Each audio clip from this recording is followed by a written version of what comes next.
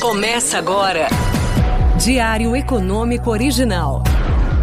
Uma parceria entre o Banco Original e o Canal Rural, com uma análise das principais informações que impactam os mercados, a economia global e do Brasil. Apresentação Marco Caruso. Bom dia!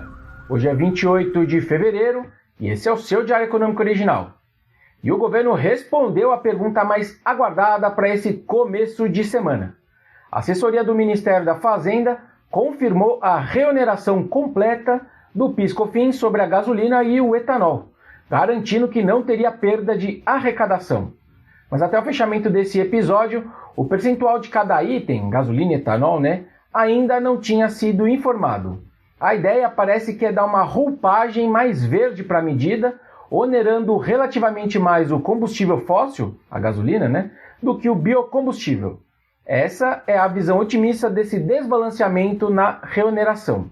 Do outro lado, pode ser já o governo se preparando para voltar àquelas velhas práticas de trabalhar com descontos na gasolina, mas sem machucar tanto o setor sucroalcooleiro, que foi um dos perdedores dessa época lá no governo Dilma. Para quem não está familiarizado com o assunto, quando o governo congelou o preço doméstico da gasolina naquela época para tentar segurar na unha a inflação, o setor de açúcar e álcool sentiu por conta da paridade entre os dois combustíveis. De qualquer forma, como o peso da gasolina no IPCA é maior que o do etanol, a solução estudada para não afetar ainda mais a inflação, segundo aí notícias de bastidores, é usar o balanço da Petrobras para não fazer esse repasse ao consumidor. A estatal recolheria o imposto com desconto e repassaria a alíquota cheia para os entes federativos. Vamos ver.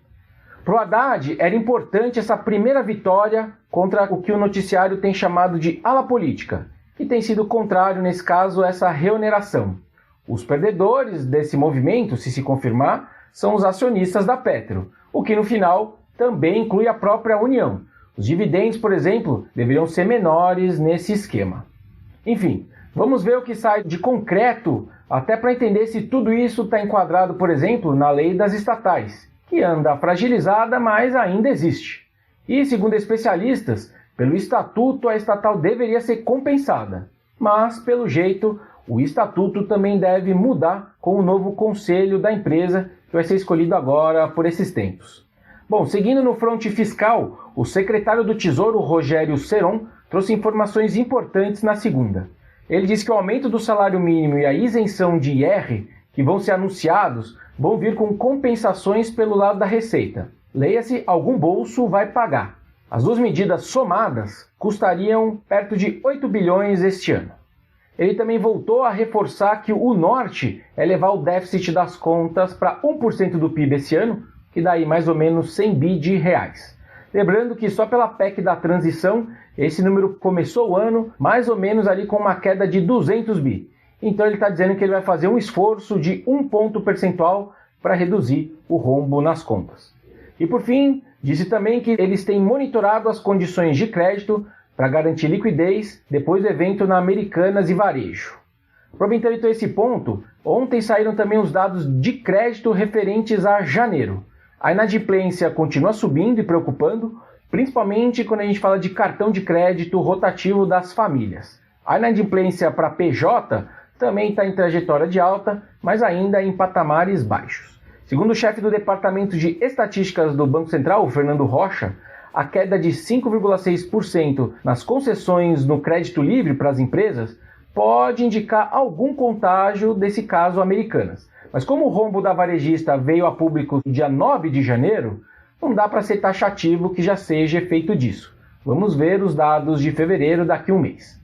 No fim, até agora parece ser tudo isso, nessas pioras nos números do crédito, parece ser muito mais relacionado à expansão excessiva na oferta de cartões de crédito que a gente viu no país e aos efeitos dos juros mais altos sobre setores mais cíclicos. Na agenda do dia agora, destaque para o mercado de trabalho brasileiro e para os números fiscais de janeiro aqui também. O desemprego deve seguir melhorando e cruzar abaixo de 8% pela primeira vez aí desde 2015. Já as contas públicas devem ter um superávit bem forte nesse começo de ano, fruto da sazonalidade favorável do lado da receita. Só que segundo as nossas estimativas, quando a gente tira das contas as receitas e as despesas extraordinárias, acumuladas nos últimos 12 meses, e a gente também ajusta pelo bom crescimento do PIB ano passado, que sempre ajuda do lado da receita, esse superávit realizado pelo governo passaria aí de 0,6% do PIB para um pequeno déficit estrutural. É aquele velho papo de economista.